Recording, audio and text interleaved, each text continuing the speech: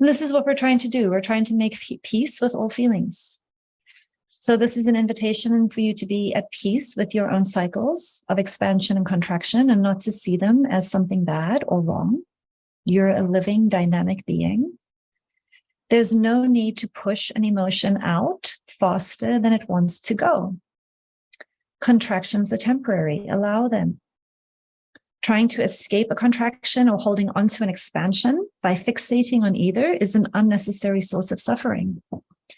Now, think about this when you're holding space for another person or you're trying to be empathic with another person.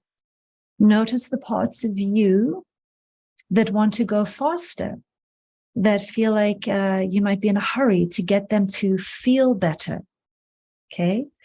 This part of ourselves that is really attached to feeling better quickly can have a subtle power over move. It can be rushing a process.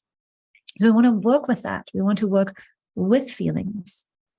So the nonviolent way of making peace with all feelings is a willingness to be present to what is arising in the now as it's arising, with no hurry for it to go away or change, and to then follow the feeling as it naturally changes. What is it that changes the feeling? As your needs get more met, your feelings will change. As your needs become less well met, your feelings will change. Okay, so we're not trying to control or manipulate the feelings. We're trying to get very grounded into the driving forces and the information that the feelings are trying to get our attention on.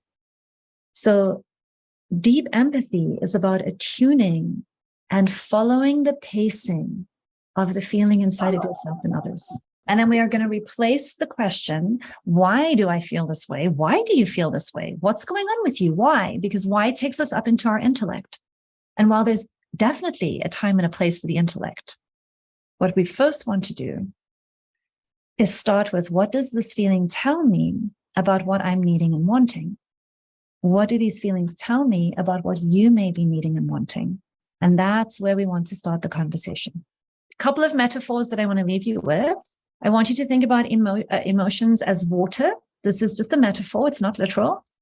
But water is most life-affirming when it is moving.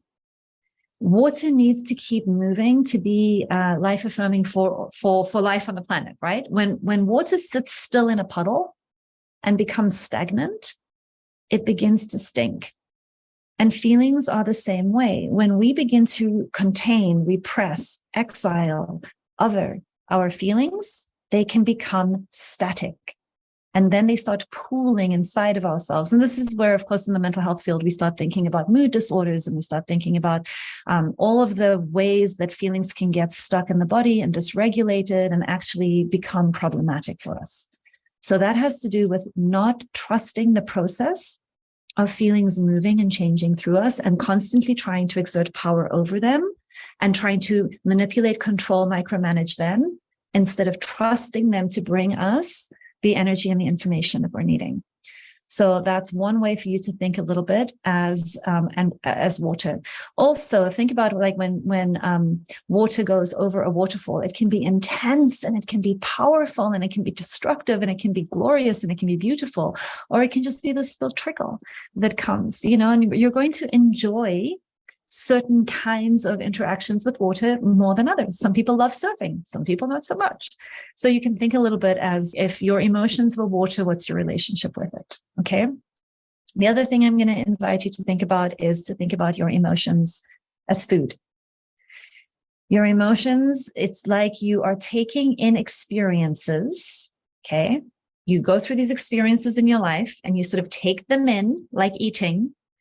And then what happens is your inner system is sorting, it's digesting, it's taking what is life-affirming for you, and then it wants to get rid of what is not life-affirming for you. And think about like crying. You're metabolizing a loss. You're metabolizing an experience that you've had. It doesn't mean that something is bad and wrong. It means that you're releasing pain from your nervous system and you're maintaining a soft and supple and open heart. Okay, you're not just locking down on a feeling that you're not willing to feel. in order to get time to stand still or prevent something from moving through you.